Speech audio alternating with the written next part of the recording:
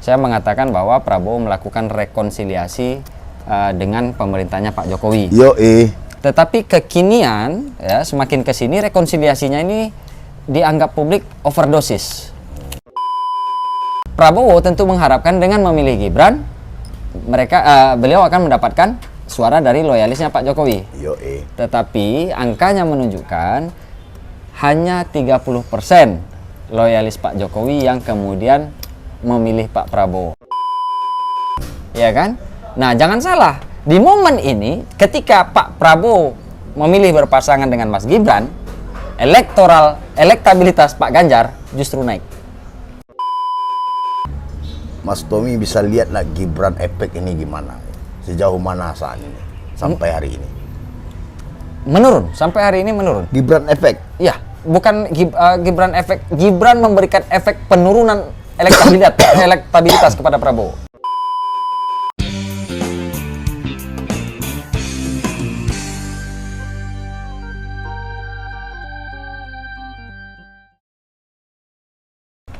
Assalamualaikum warahmatullahi wabarakatuh. Soul Time Ngopi Toat, ngobrol pintar bareng Toat. Hari ini di bawah pohon rindang, di tengah teriknya matahari yang diselimuti kabut tipis karena asap. Di Kota Padang, Menza Barber Coffee Shop di Jalan Sutomo, Padang Timur, Kota Padang, Sumatera Barat. Saya didampingi mengundang narasumber, seorang jebolan S2 Ilmu Politik Universitas Andalas. Kalau S2-nya iya secara akademisi, tapi kalau pengalamannya sudah S3. Tommy ya? Ya, betul Tommy banget. saja, saya tidak menambahkan member lain. Nah, kita sudah lama tidak berjumpa, Pak Tommy. Ngopi Toat juga sudah lama. Kabarnya infonya sedang disuspend oleh, nggak tahu saya dalam tanda kutip, karena terlalu keras, terlalu beringas, kan gitu maksudnya. Tapi hari ini kita kembali menemui viewer Ngopi Toat sedunia di channel YouTube Ngopi Toat.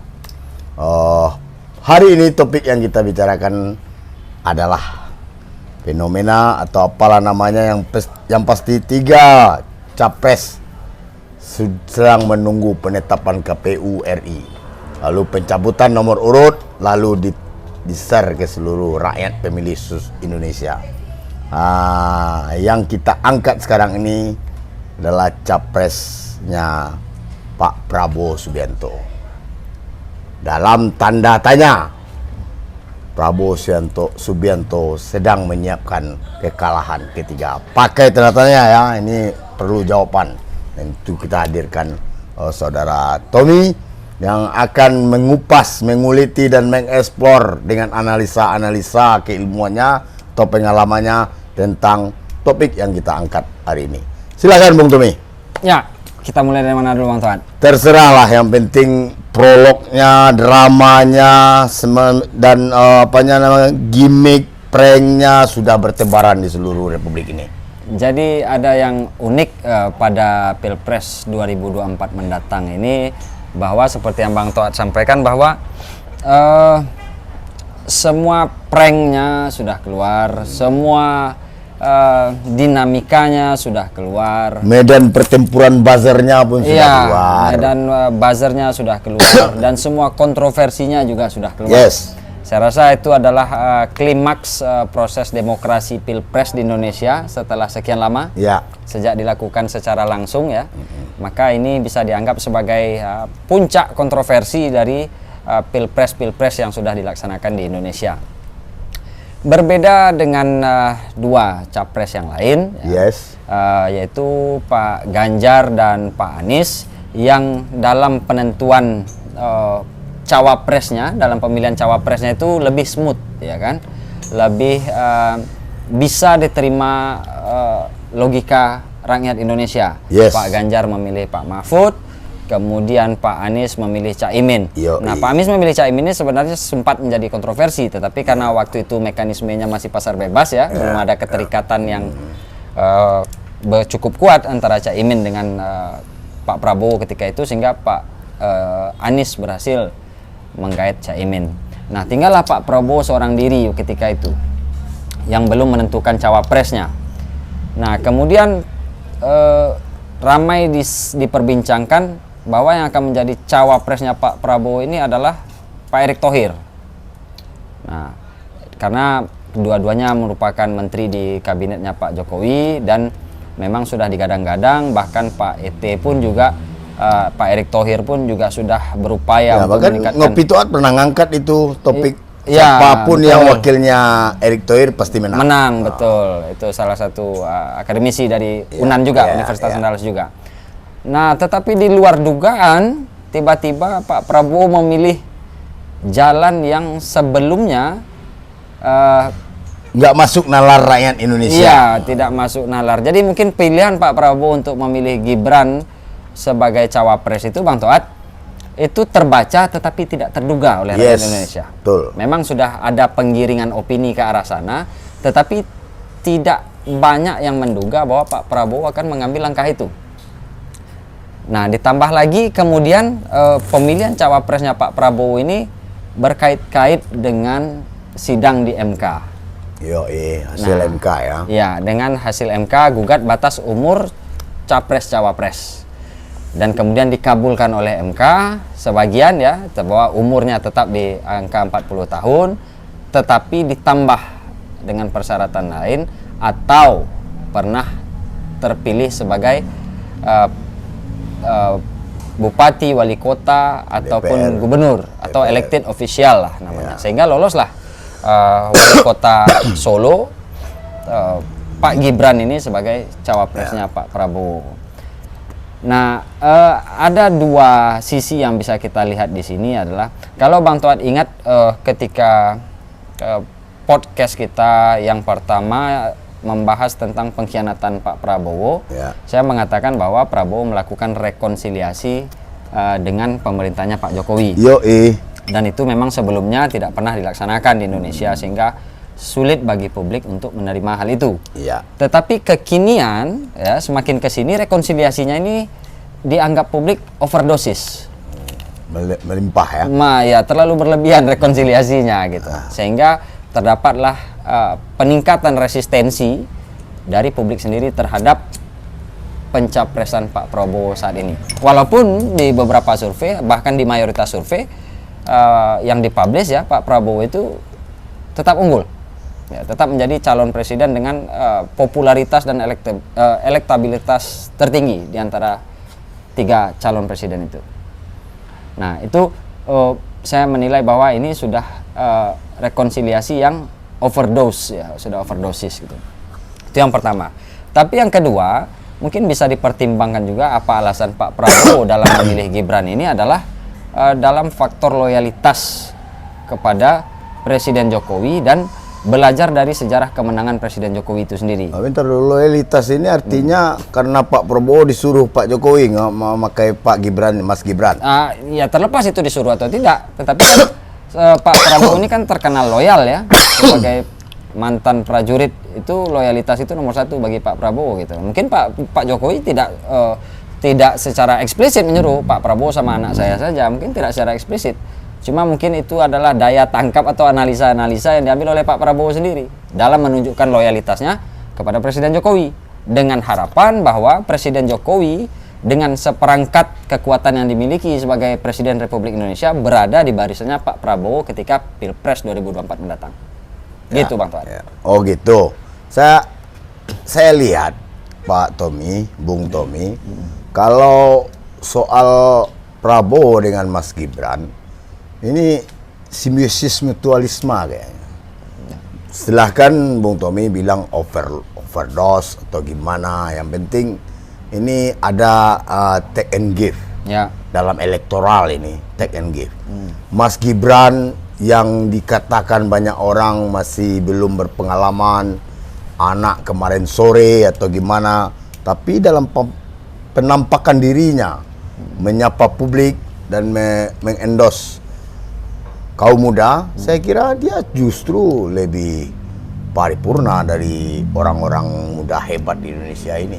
Tapi beberapa survei yang dipublish ya, memang kita tentu tidak bisa mempertanyakan kredibilitas lembaga survei ini, tetapi setidaknya ada beberapa lembaga survei yang mengatakan justru elektabilitas Prabowo Subianto menurun ketika berpasangan dengan Gibran. Itu biasa, supaya tidak terlalu euforia. Ya. Kalau saya melihat ini kan trik-triknya para lembaga survei supaya Prabowo Gibran tidak euforia, dan ini harus sehingga pendukungnya akan lebih bekerja keras. Memang bisa dikatakan bahwa dalam rangka meningkatkan raupan suara pemilih muda, mungkin Pak Prabowo kemudian memilih Mas Gibran ini. Ya. Tetapi dan mungkin juga sekaligus meraup loyalis atau suara loyalis dari Pak Jokowi. Nah, kan, itu gitu. dia. Nah, tetapi beberapa survei yang saya baca dan juga sudah ditayangkan di channel-channel YouTube yang lain bahwa ada dua ketimpangan, Bang Toat. Jadi ketika Pak Prabowo memilih Mas Gibran sebagai cawapresnya, 60% pemilih loyal Prabowo pindah ke pasangan Amin, Anies Baswedan dan Caimin. Prabowo tentu mengharapkan dengan memilih Gibran, beliau akan mendapatkan suara dari loyalisnya Pak Jokowi. Tetapi angkanya menunjukkan hanya 30% loyalis Pak Jokowi yang kemudian memilih Pak Prabowo. Artinya 70%-nya tetap dengan pilihan, katakanlah tetap dengan pilihan PDIP, berarti Pak Ganjar misalnya seperti itu, gitu. Atau mungkin ada sedikit bagian persentase ke Caimin dan Pak Anies Baswedan dan Caimin. Artinya Pak Prabowo kehilangan 60% pemilih loyalisnya, tetapi memang tergantikan hanya dengan 30% pemilih Pak Jokowi. Artinya Pak Prabowo menukar sesuatu yang besar dengan sesuatu yang kecil. Tetapi itu menurut lembaga survei. Kita tidak tahu juga. Ya, kalaulah betul kata lembaga survei yang Bung Tommy ulang kembali itu. Saya melihat ada 3 gunung elektoral ini dalam posisi Prabowo dan Mas Gibran ini. Satu gunung elektoralnya Prabowo Subianto, yang sudah berkali-kali makan asam garam pedisnya Pilpres ini. Lalu gunung elektoralnya Mas Gibran, dengan gayanya, dengan narasinya, saya kira semua akun media sosial viral. Tenang Pak Prabowo, tenang, saya sudah di sini. Itu viral. Kemarin terakhir viral lagi, kita sedang diserang, serang keras habis-habisan. Tapi saya minta pendukung dan para loyalis untuk tidak membalas serangan itu. Dan konsep politik pemilu riang gembira juga Mas Gibran juga yang mengendorse-nya. Jadi artinya ditambah satu gunung elektoral lagi, yaitu gunungnya Pak Jokowi. Pak Jokowi adalah satu-satunya presiden di dunia yang punya tingkat elektabilitas kepercayaan publik hingga 90% hari ini menurut lembaga survei. Lebih bahkan. Dan itu kalau di-compare kepada elektabilitas kemana dia akan mengendorse capres, itu akan berbuah hasil 12%. Dari 90 itu.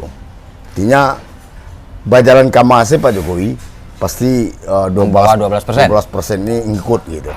Nah, habislah yang Ganjar Mahfud dan Anies Amin ini kalau 3 gunung elektoral ini meledak di saatnya.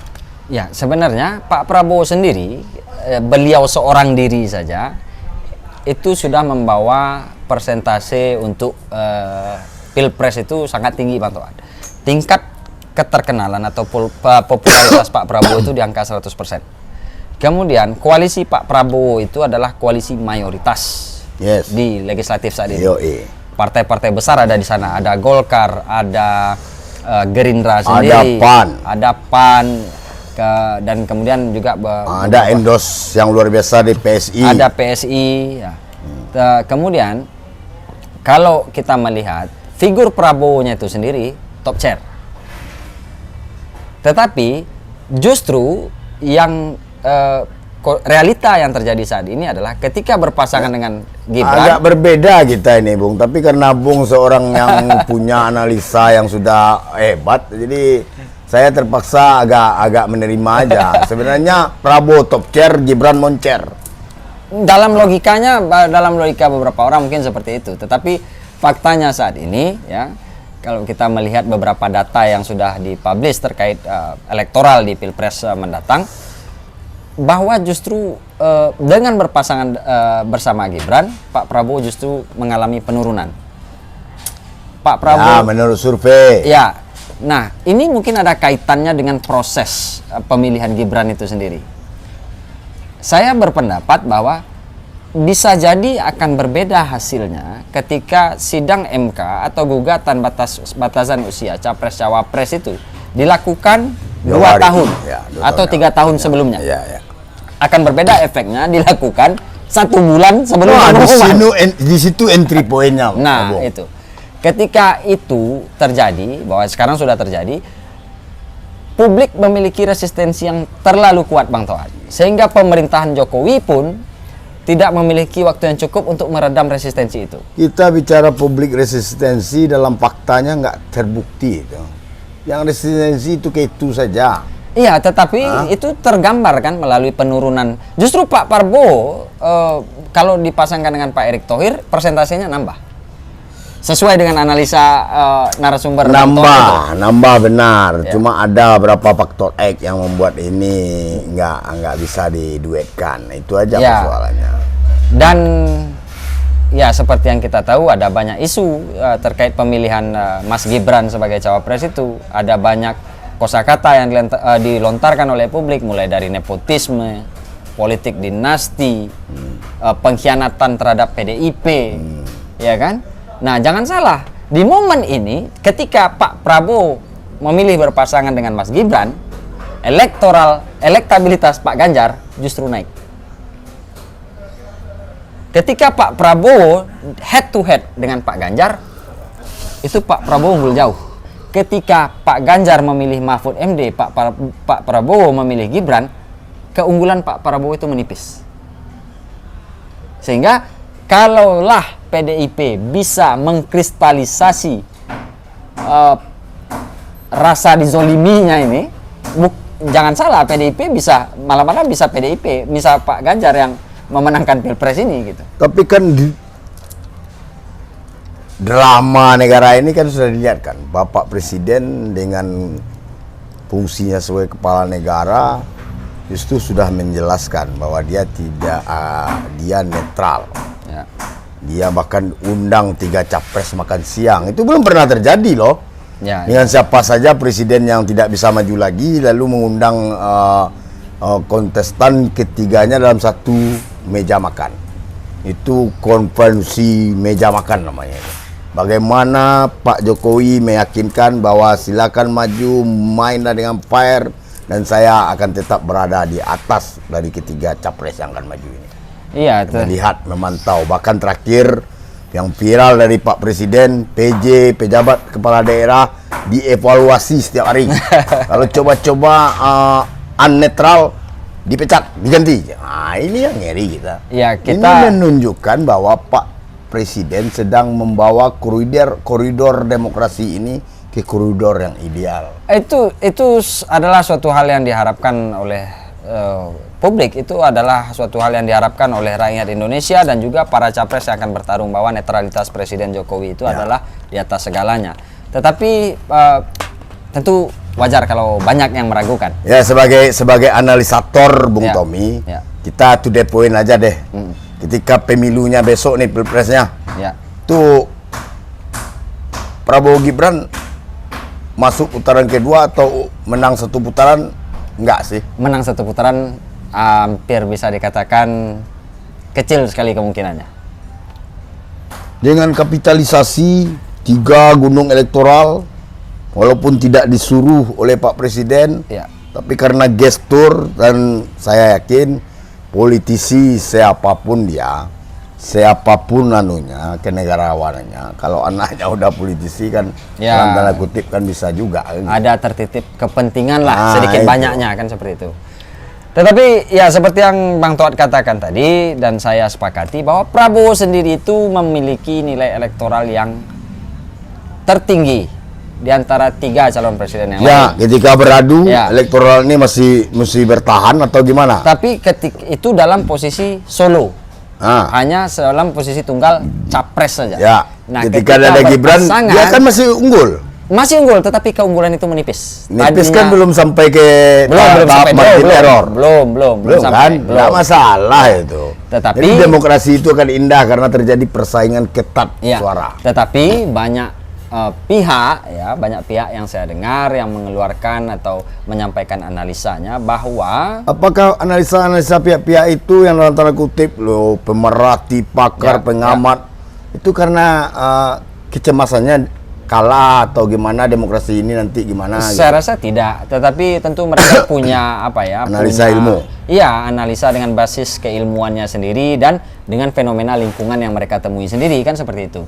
Jadi ketika Prabowo itu, saya ulangi lagi, ketika Prabowo itu sendiri elektoralnya begitu tinggi, jauh meninggalkan yang lain, ketika berpasangan dengan Mas Gibran justru elektoralnya itu menurun, marginnya itu antara Prabowo dengan Anies, Prabowo dengan Ganjar terutama itu menurunnya cukup signifikan. Nah, banyak pengamat yang mengatakan, banyak analis yang mengatakan bahwa untuk ketiga kalinya Prabowo sudah mengambil langkah untuk menyiapkan kekalahan ketiga kalinya di Pilpres. Nah, itu sebenarnya sebuah analisa yang cukup keras sebenarnya, tetapi melihat tren Prabowo yang menurun sejak berpasangan dengan Mas Gibran, bukan tidak mungkin hal itu akan menjadi kenyataan. Ya, tren itu terus di booming. Ya. Terus di booming. Dan jangan lupa seperti yang saya katakan ke Bang Toat tadi, bahwa hanya 30% loyalis pemilih Presiden Jokowi yang pindah ke Pak Prabowo. Nah, dengan kondisi seperti ini Pak Presiden Jokowi terlihat cenderung lebih ke Prabowo, walaupun beliau diusung atau walaupun beliau adalah kadernya PDIP dan kemudian berpasangan dengan Mas Gibran yang duduk sebagai wali kota Solo, diusung oleh PDIP juga, memiliki KTA PDIP juga, dan sekarang malah berpasangan dengan Prabowo yang notabene adalah kompetitor dari Ganjar Pranowo yang seorang calon presiden dari PDIP. Ketika PDIP mengkristalisasi situasi yang mereka alami ini, bukan tidak mungkin suara Pak Prabowo dan Mas Gibran akan tergerus lebih jauh. Karena seperti yang kita ketahui, PDIP ini memiliki pentolan-pentolan politisi yang sudah kenyang asam garam juga. Tidak ada politisi baru anak kemarin sore di PDIP. Semuanya adalah politisi-politisi yang punya nama besar dan punya konstituen loyal di daerah pemilihan mereka. Nah, Bang Toat bisa bayangkan kemarahan PDIP, kesedihan dan kekesalannya ketika itu dikristalisasi, maka keuntungan besar bagi Ganjar Pranowo dan kerugian bagi Prabowo Subianto. Ya, saya bisa juga memahami itu. Tapi persoalannya tidak akan mungkin seorang Prabowo Subianto yang telah malang melintang dalam kontestasi memilih dalam pemilihan pemimpin bangsa ini akan tidak memutuskan itu tanpa dasar yang kuat, hanya berdasarkan loyalitas, hanya berdasarkan itu, tidak, saya rasa. Karena Mas Tommy bisa lihatlah Gibran efek ini gimana, sejauh mana saat ini sampai hari ini menurun, Gibran efek. Ya, bukan Gibran efek. Gibran memberikan efek penurunan elektabilitas kepada Prabowo. Aku kira ini persoalannya bisa jadi analisa itu dalam menganalisa pemilih yang sudah punya kriteria punya kemampuan dalam memilih. Tapi kalau ketika Gibran efek Gibran menurunkan Prabowo itu ditanya ke kaum muda dan milenial yang baru hari ini, besok ini akan mencoblos ke TPS, saya kira lain lagi persoalannya. Bisa jadi karena kan masih dan ada. Itu sudah dibuktikan, bro. Filipina itu muda, anak Presiden Marcos. Iya, tetapi begini Bang. Dan dia menang election di Filipina. Tapi begini, katakan saya bukan kita tidak boleh anti terhadap pemimpin muda. Ya, kita harus membuka ruang yang seluas-luasnya bagi pemimpin-pemimpin dari generasi muda itu. Tetapi kita harus mengingat juga bahwa beberapa waktu yang lalu saya dengar bahwa ada yang mengambil contoh Muhammad Al-Fatih itu menaklukkan Konstantinopel usia 21 tahun. Ya. Kemudian Nasir Hamka atau siapalah yang kecil aja yang memerdekakan republik ini. Betul. Itu adalah pergerakan muda. Ya.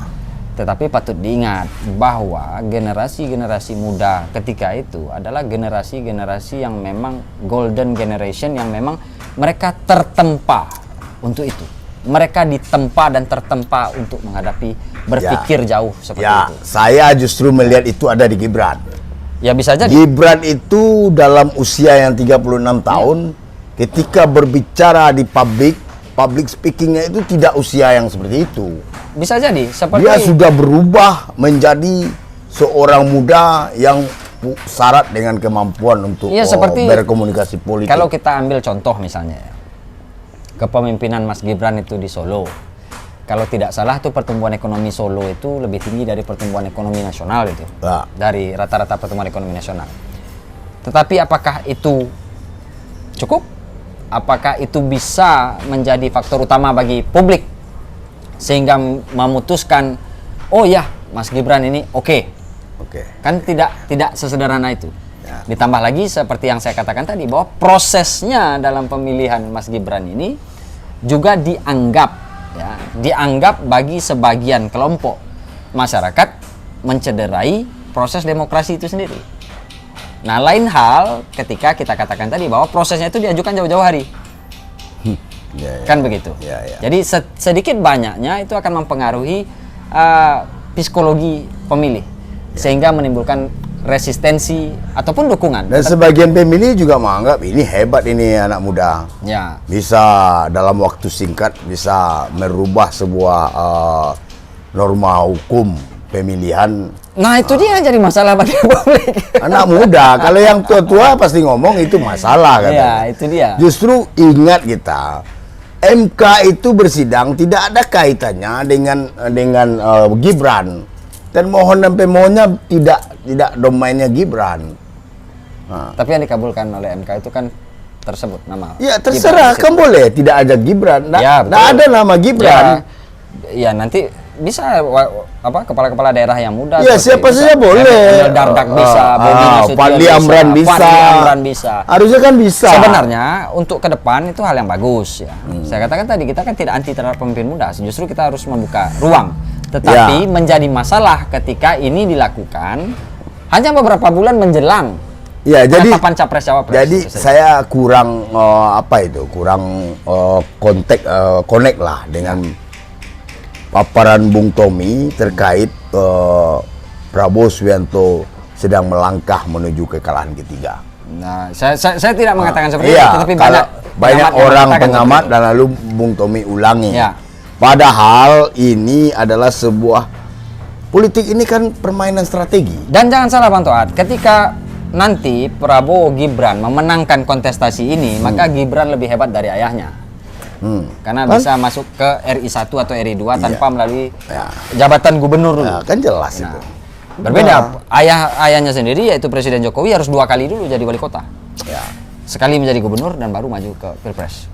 Itu debat kita dengan Bung Tommy dari tamatan S2 Ilmu Politik Universitas Andalas di Menza Barbers Coffee Shop Stomo Padang, dan topik ini tidak bisa diganti kalau melihat anunya nendang banget ini. Tapi yang jelas satu kata akhir dari Bung Tommy, kita mintakan bagaimana dia melihat konstasi 2024 itu dengan munculnya ditetapkannya nanti oleh KPU Prabowo Gibran. Silakan Bung. Lihat kamera. Seperti yang dikatakan banyak orang bijak pada zaman dahulu ya, bahwa sejarah itu ditulis oleh pemenang, sejarah itu ditulis oleh penguasa. Nah sekarang sejarah telah membuktikan bahwa Mas Gibran ya dan kepala daerah yang lain, walaupun belum berusia 40, itu bisa dicalonkan sebagai capres dan cawapres. Walaupun pada periode ini itu kesannya, pada periode ini kesannya itu terkhusus untuk Mas Gibran saja. Tetapi jika kita tarik mundur ke belakang, kita tarik ke depan untuk tahun-tahun mendatang, maka itu seharusnya adalah sebuah produk hukum yang memang memberi banyak keleluasan bagi generasi muda untuk memimpin di Indonesia.